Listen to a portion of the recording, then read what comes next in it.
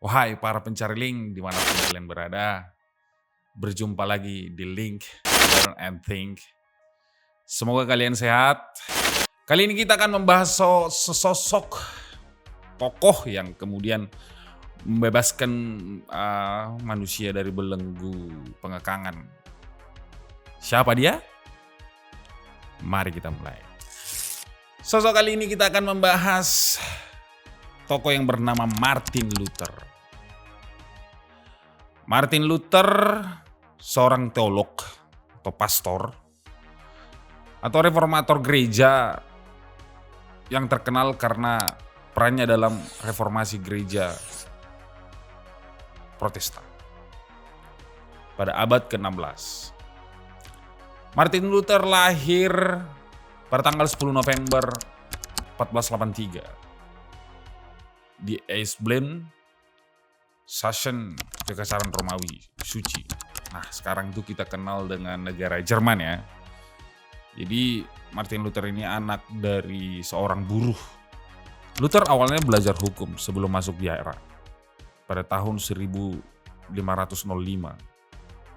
Ketika ia bersumpah menjadi biarawan Ordo Santo Agustinus. Salah satu momen penting dalam hidup Martin Luther adalah ketika ia mengunjungi Roma pada tahun 1510. Pengalaman ini menggugah kritiknya terhadap praktek-praktek gereja, khususnya penjualan indulgensi yang dipraktekkan oleh gereja Katolik pada saat itu. Indulgensi adalah pembayaran uang untuk dosa-dosa yang dianggap dapat menghapuskan hukuman di akhirat. Jadi pada tahun 1517, Luther mengecam praktik penjualan indulgensi dengan menuliskan 95 tesnya atau dalilnya dan menempelkannya di pintu gereja Kastel di Wittenberg. Tindakan ini dianggap sebagai titik awal reformasi Protestan. Luther menegaskan keyakinan bahwa iman bukan perbuatan baik atau pembayaran, merupakan jalan menuju keselamatan. Jadi masa kecil Martin Luther ini dihabiskan di lingkungan pedesaan yang sederhana di Eisleben.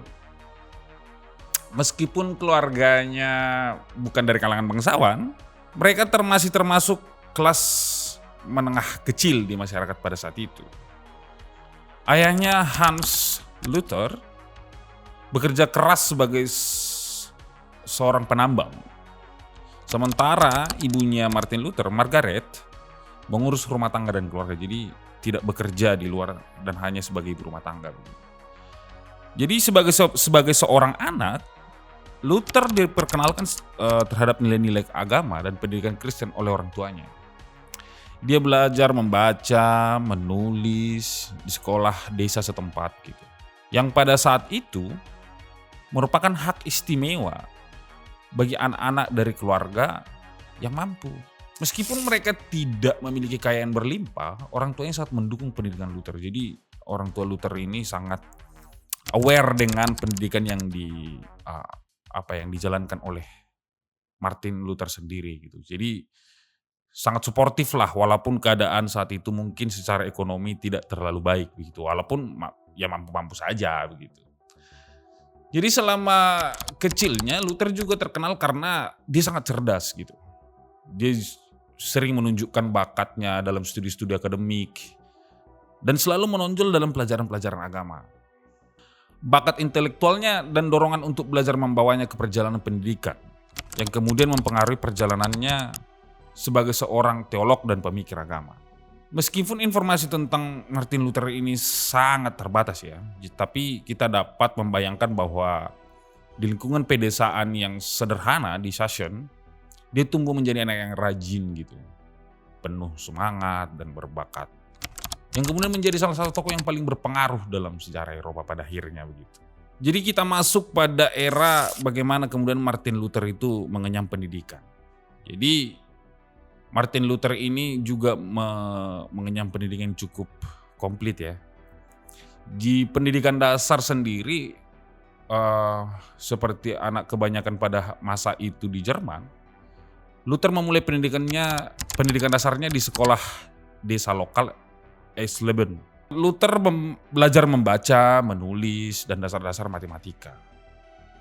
Selanjutnya, ketika dia melanjutkan pendidikan menengah, Luther melanjutkan pendidikan di sekolah Katolik Roma di Mansfeld, yang kemudian bernama Magdeburg.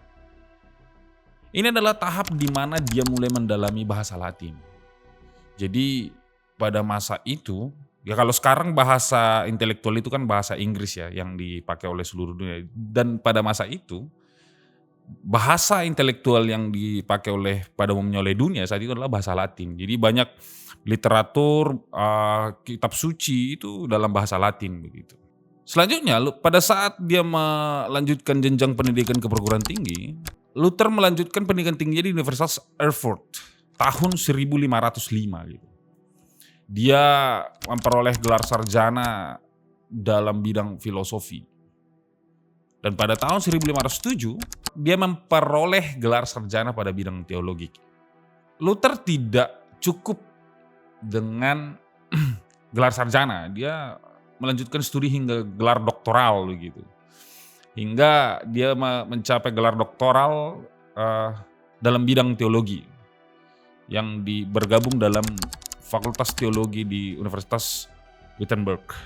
Selanjutnya, kalau dalam dunia keagamaan kekristenan itu dikenal sebagai ada sekolah teologi, mungkin ada juga di lembaga-lembaga keagamaan lain bahwa para pemuka agamanya harus menempuh jalur pendidikan tertentu untuk menjadi seorang pemuka. Nah, di kekristenan juga mengenal hal tersebut. Dan Luther pada pendidikan teologisnya, dia hingga bergelar doktor begitu. Dan mempelajari teologi dan Alkitab secara mendalam. Dan Luther juga mengajar di Universitas Wittenberg. Dan terus mengembangkan pemikiran teologinya. Yang pada akhirnya membawanya kepada keyakinan reformatoris yang membentuk dasar gerakan reformasi Protestan. Luther juga cukup giat dalam studi pribadinya atau studi mandirinya soal mengenai Alkitab gitu. Jadi selama hidupnya Luther menghargai studi pribadi dalam pembacaan Alkitab. Dia menghabiskan banyak waktu untuk membaca dan mempelajari kitab suci begitu. Yang bahasa Ibrani, bahasa Yunani, dia mempelajari hal-hal tersebut gitu. Karena itu asal muasal dari Alkitab itu. Pemahaman tentang Alkitab membentuk landasan teologis dan spiritual Luther, serta menjadi sumber utama dari ajaran-ajarannya begitu. Jadi membahas Martin Luther, kita juga harus kemudian membahas soal konteks apa yang kemudian terjadi dengan Martin Luther. Dan Martin Luther hidup dan berjuang dalam masa namanya Dark Age atau masa kegelapan. Dark Age sendiri merupakan istilah yang sering digunakan untuk merujuk pada periode-periode sejarah di mana penurunan signifikan dan pengetahuan, budaya, dan kemajuan sosial ekonomi. Istilah paling umum digunakan untuk merujuk pada periode antara keruntuhan Kekaisaran Romawi Barat. Jadi sekitar tahun 476 Masehi. Dan dimulainya Renaissance sekitar abad ke-14 dan abad ke-15. Selama Dark Age, Eropa mengalami ketidakstabilan politik yang besar. Seringkali disertai dengan serangan dari suku-suku barbar, perang, dan penurunan ekonomi.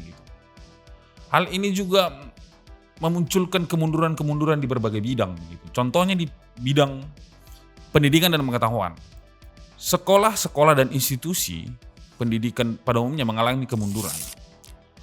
Akses literatur klasik dan pendidikan umum menurun, menyebabkan penurunan pengetahuan dan intelektual. Jadi adanya dominasi dan adanya sumber kebenaran yang hanya dimiliki oleh gereja saat itu.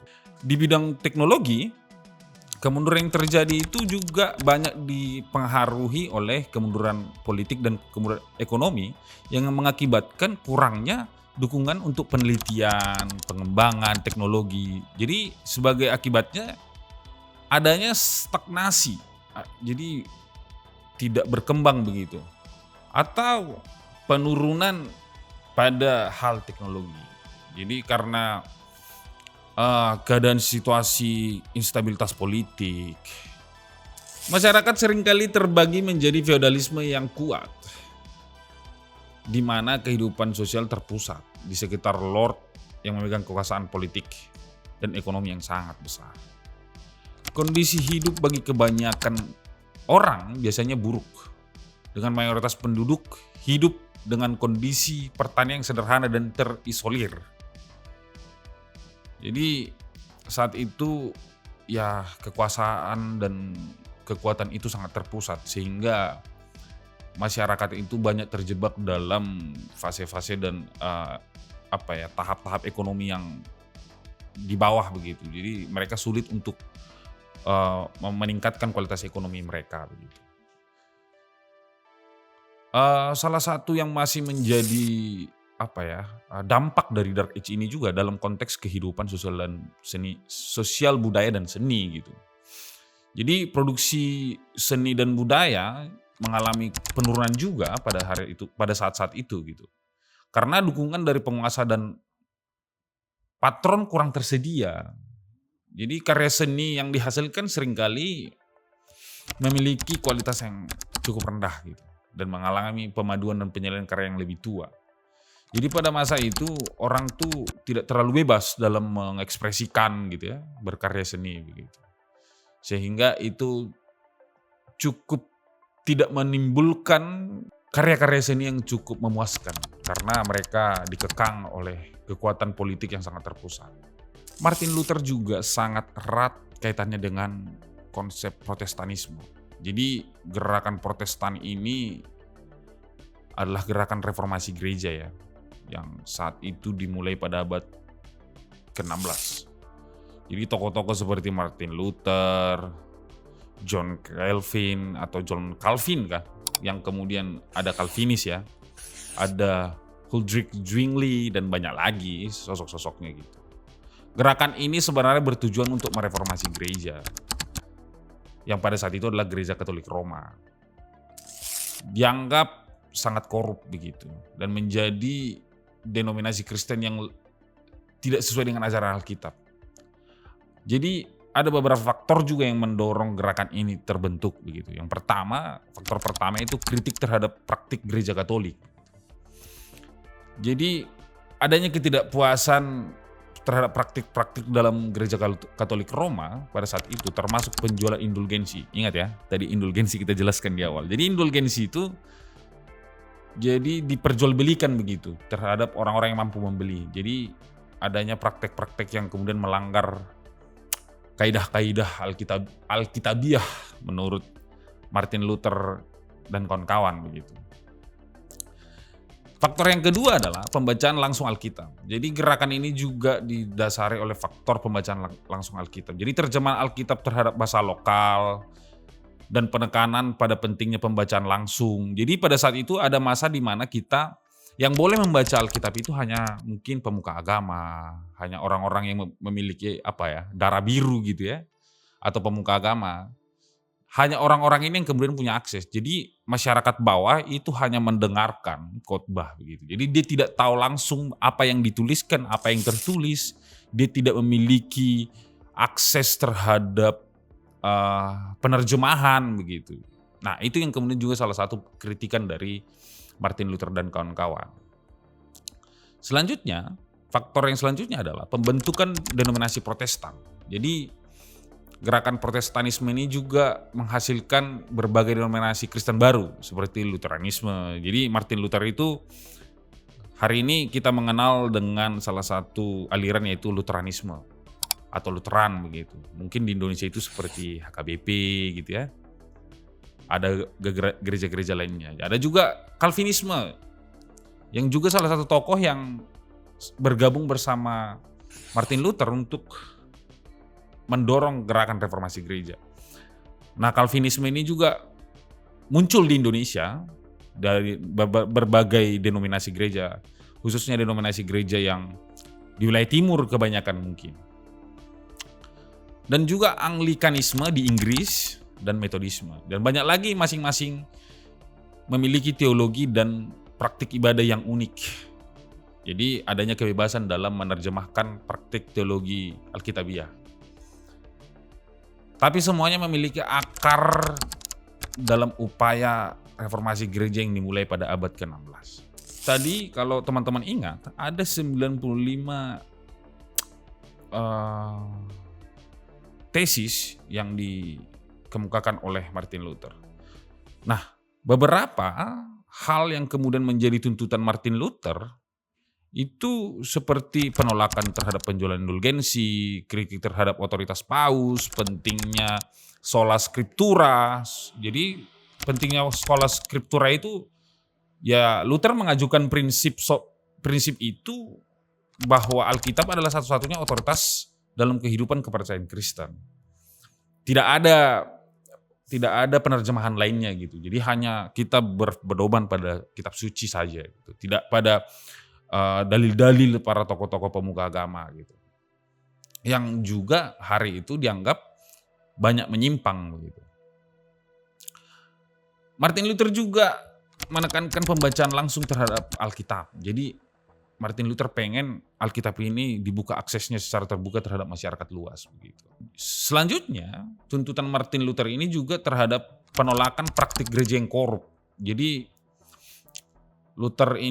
Martin Luther melihat praktik-praktik para oknum-oknum gereja pada saat itu yang kemudian mendominasi di gereja Katolik Roma yang dianggap sangat korup. Jadi Martin Luther merasa itu sudah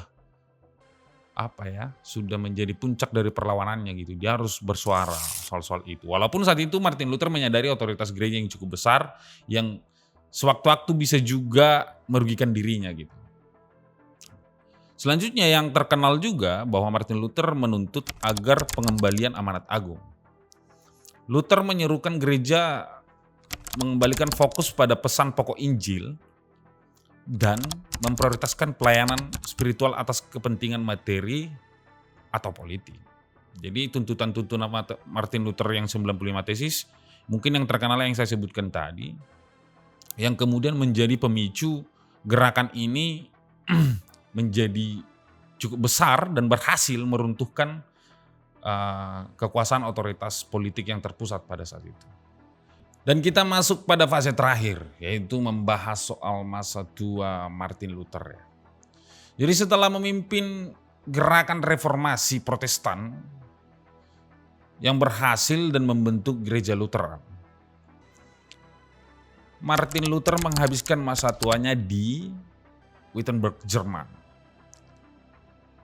Jadi ada beberapa aspek kehidupan Martin Luther di masa tua yang kami rangkum. Yang pertama itu aktivitas akademik. Jadi meskipun Martin Luther ini telah pensiun dari jabatan akademiknya sebagai profesor teolog di Universitas Wittenberg, Luther tetap aktif dalam memberikan kuliah-kuliah. Dan dia juga aktif dalam menulis. Dia mengajar di kota Wittenberg dan mahasiswanya dari seluruh Eropa datang untuk mengikuti pelajaran yang diberikan oleh Martin Luther. Selanjutnya dalam bidang karya tulis. Martin Luther ini sangat produktif dalam menulis ya. Jadi selama masa tuanya Martin Luther juga terus menulis karya-karya teologisnya. Dia menulis banyak karya teologis yang penting gitu ya, termasuk tafsiran kitab Mazmur ya. Komentar tentang kitab Kejadian, komentar tentang surat Roma, dan komentar tentang surat Galatia. Selain itu, dia juga menulis beberapa karya polemis yang menentang pandangan Katolik Roma dan mendukung doktrin-doktrin Protestan. Aspek masa tua Martin Luther selanjutnya adalah kehidupan keluarga. Jadi Luther ini juga menikah ya dengan Katharina von Bora. Ya seorang mantan biarawati juga, bahwa fakta yang perlu teman-teman tahu bahwa biarawati itu nggak boleh menikah sebenarnya ya. Tapi karena adanya gerakan reformasi dan juga mereka kemudian membentuk gereja Protestanisme sehingga Martin Luther menikahi seorang biarawati juga. Pada tahun 1525 gitu. Pasangan Martin Luther dan Katharina von Bora dikaruniai 6 orang anak. Kehidupan mereka juga keluarga yang terkenal ya, dan Luther dianggap sebagai suami dan ayah yang penuh kasih sayang begitu. Dalam aspek kesehatan, Martin Luther juga tercatat menderita selama masa tuanya, termasuk gangguan pencernaan yang kronis gitu ya, kesehatan yang memburuk menjelang akhir hayatnya. Dalam aspek konflik politik dan gerejawi, Luther juga terlibat dalam berbagai konflik politik dan gerejawi selama masa tuanya. Dia berjuang untuk mempertahankan ajaran-ajarannya dari serangan para lawan. Jadi banyak juga sosok dan tokoh yang kemudian mencoba menguji pikiran-pikiran dan ajaran-ajaran dari Martin Luther sendiri gitu. Tapi dia di sisi lain juga mencoba untuk mempertahankan apa yang kemudian dalil-dalilnya dan apa yang kemudian ajaran-ajaran yang ingin diberikan oleh Martin Luther terhadap masyarakat gereja gitu. Pada akhirnya Martin Luther meninggal pada tanggal 18 Februari 1546 di kota kelahirannya Eisleben, Jerman. Walaupun saat itu tidak ada catatan resmi tentang kematiannya atau apa yang menyebabkan Martin Luther meninggal, tapi banyak sumber merujuk pada adanya penyakit kronis yang diderita oleh Martin Luther gitu. Jadi dia juga tercatat memiliki riwayat penyakit kronis seperti pencernaan, masalah di pencernaan gitu. Mungkin ini juga salah satu penyebab Martin Luther kemudian mengalami banyak penyakit lainnya yang kemudian berakhir pada Martin Luther meninggal dunia. Meskipun Martin Luther ini memiliki hidup yang penuh tantangan dan konflik, warisan teologis yang diberikan oleh Martin Luther dan reformasinya tetap berpengaruh hingga hari ini. Gereja Lutheran dan denominasi-denominasi gereja di dunia terus menghormati dan mempelajari karya-karya Martin Luther sebagai salah satu tokoh yang paling berpengaruh dalam sejarah Kristen. Dan saat ini reformasi gereja itu selalu diperingati pada tanggal 31 Oktober. Di mana saat itu Martin Luther memakukan 95 dalilnya di pintu gereja All Saints Church Wittenberg, Jerman pada tahun 1517. Jadi reformasi gereja ini diperingati oleh gereja-gereja reformasi, gereja-gereja yang terlahir dari reformasi gereja, seperti Protestanisme, Calvinisme, dan Anglikanisme, dan ya aliran-aliran gereja yang lainnya, sebagai sebuah pintu gerbang bagaimana kemudian ajaran kekristenan itu mendunia begitu. Jadi begitulah kira-kira kehidupan singkat dari Martin Luther yang bisa kita berikan, kita sajikan. Bahwa Martin Luther adalah sosok yang kemudian meruntuhkan masa kegelapan itu, yang hingga hari ini kita nikmati keruntuhan itu gitu. Bahwa ketika Martin Luther melakukan perlawanan terhadap kekuatan-kekuatan politik yang terpusat pada masa itu, yang kemudian berimbas pada pengekangan akademis, pengekangan kebebasan sipil begitu ya. Dan akhirnya dia meruntuhkan itu, maka muncullah banyak pemikiran, muncullah banyak teori, muncullah banyak teknologi yang kemudian bebas untuk berkembang hingga saat ini. Walaupun kemunculan berbagai teknologi dan teori itu terus berubah-ubah ya, karena muncul dalam hal itu dialektika yang kemudian berkembang di tengah masyarakat. Tapi kita juga berhak untuk memahami apa yang terjadi pada masa itu, untuk memastikan bagaimana kemudian runut sejarah dunia yang hari ini kita jalankan. Bahwa muncul listrik, muncul pesawat, muncul mobil, muncul HP gitu ya. Jadi ini juga tidak terlepas dari gerakan yang dimunculkan oleh Martin Luther dan kawan-kawan melalui reformasi gereja. Jadi kita dapat mengambil intisari dari kisah Martin Luther bahwa kebebasan akan menimbulkan hal-hal baru, baik positif maupun negatif. Bagaimana kita kemudian memanfaatkan dialektika yang muncul gitu. Jadi terima kasih para pencari healing, semoga bermanfaat. Kalau ada masukan, kritik, dan saran, silahkan di kolom komentar. Karena bagi saya kesempurnaan itu adalah hanya milik Tuhan. Sampai jumpa di lain waktu. Ingat, like, share, subscribe, dan yang paling penting komen di kolom komentar. Sampai jumpa, salam waras.